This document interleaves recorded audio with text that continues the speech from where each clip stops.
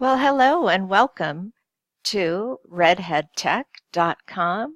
This is Robin Heiberg, and I'm here to talk about gaming in the classroom today using Kahoot.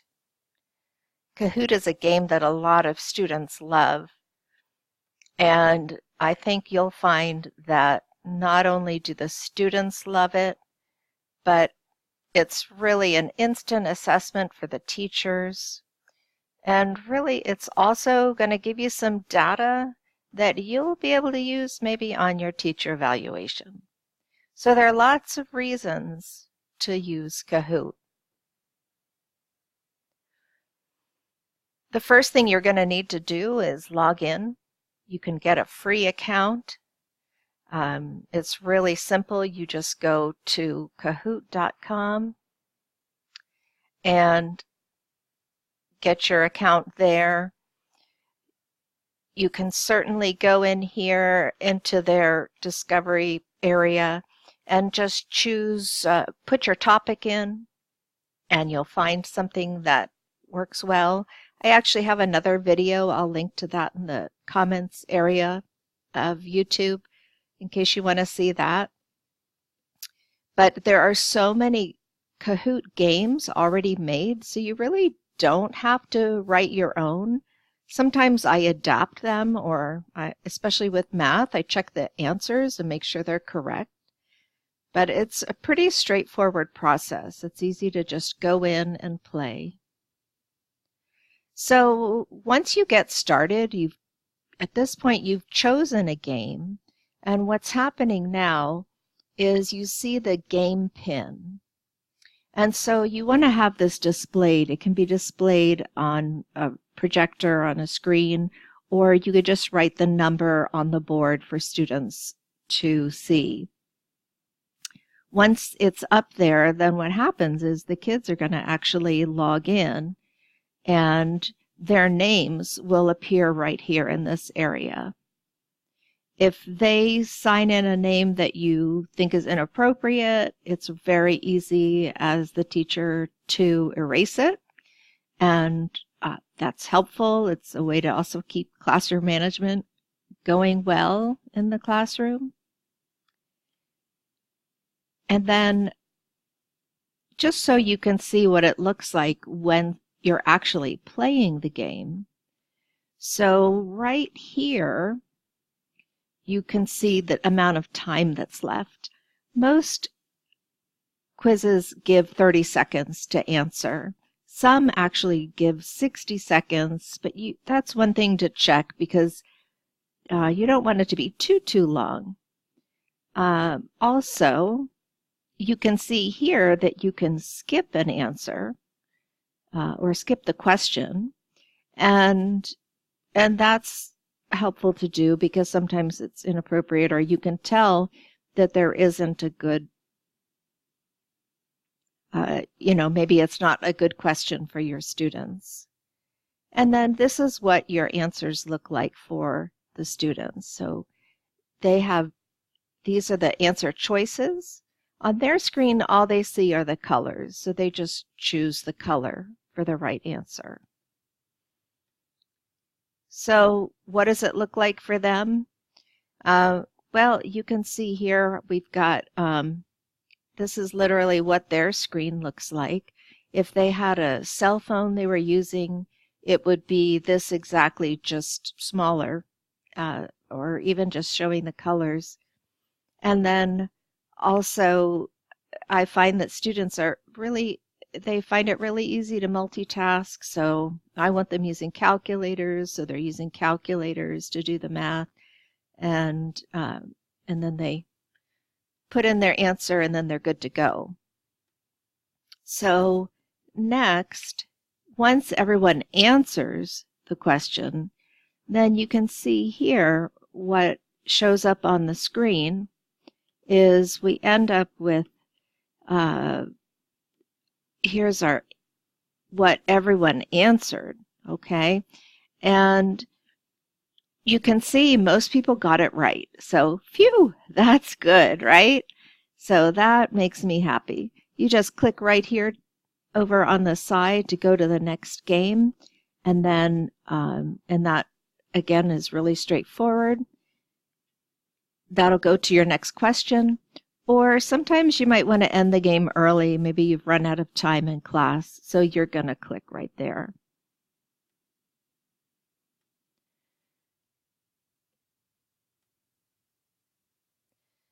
And another thing to consider with these is here, there were actually 11 students playing this time, and you can see that 9 people answered, 1 was wrong, and 1 person didn't answer at all. And he or she thinks, I didn't know that. But you'll see in a minute that the teacher does know who's answering and who's not. So after each question, you get a scoreboard. This is really something that the kids love, and they kind of live for this moment. And these are the actual scores of what these kids are getting. Okay, so it's you can see 2 of the kids are pretty close, and and sometimes it can change, but this is like the #1 reason kids like to play it. Next we have the podium. Okay, so this is our final score. Okay, it shows how many questions they got right out of, so here the winner got 18 out of 20 questions right. So that's pretty good, right? And another really important thing to look at here is this up here where it says Get Results.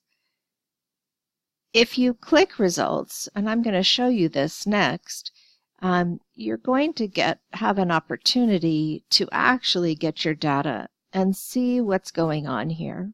Okay, once you click Get Results, then you have some choices.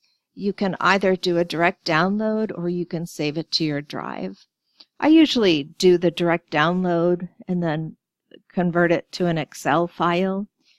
That works well for my needs. And you can see this is what I've done here. And looking at this, you can see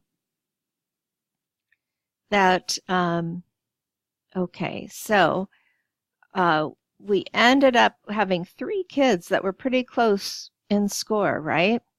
And 2 of them only got 1 answer wrong, okay? Now, if we go down here at the bottom, so there's your discrepancy, right? You've got a couple kids that got 8 things wrong. Okay, so there are a couple people that didn't get this at all.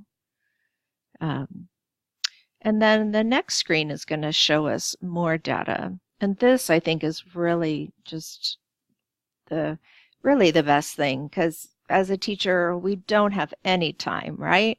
So what you want to do is you want to be able to tell right away what's going on.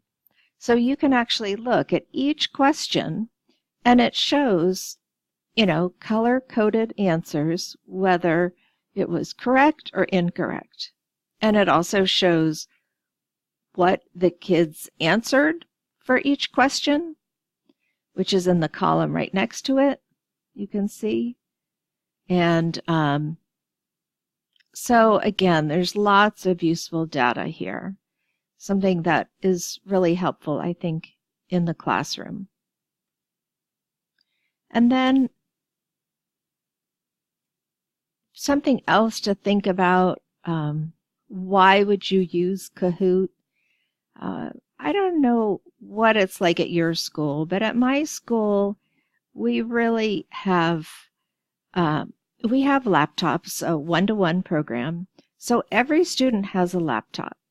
And, I want them to bring that laptop to school every day. So I make sure that I'm doing something with their computer every day in class.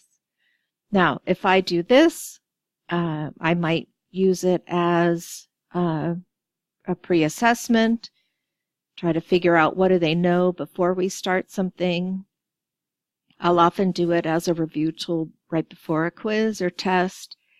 And probably the number one thing is just doing extra skills practice, especially in math. I find that if we can get these kids to make their computations into a habit, then they tend to learn better. What they've learned has actually sticked a little bit more. So that extra skills practice using Kahoot has really helped. And finally, something that I do is, when you finish class or you finish your lesson, the kids have done their work, then what I might do is just use the last 10 to 15 minutes of class and play a game. The kids love it. They will love coming to your classroom. It's really a great thing for both the students and the teacher. So I would say, just remember, you know what? It is a learning game. It's okay to play a game in the classroom as long as your kids are learning. And really, your student engagement will definitely increase. It's something that, your kids are going to want to come into your classroom. Can we play Kahoot, Miss Heiberg? And, well, maybe we can fit that in today. So I just would like to thank you again for watching this episode from redheadtech.com. I hope you'll think about using some of these games in your classroom. And I don't think I said it before, but you can use a cell phone with this really easily. And most kids have cell phones, regardless of their family's circumstances, most kids have a cell phone they could use. So I hope you take some time, try it out, and we will see you next time. All right? Thank you so much, and I hope you have a great day. Check out in the notes below. There's more information on my website, redheadtech.com. Thank you. Bye-bye.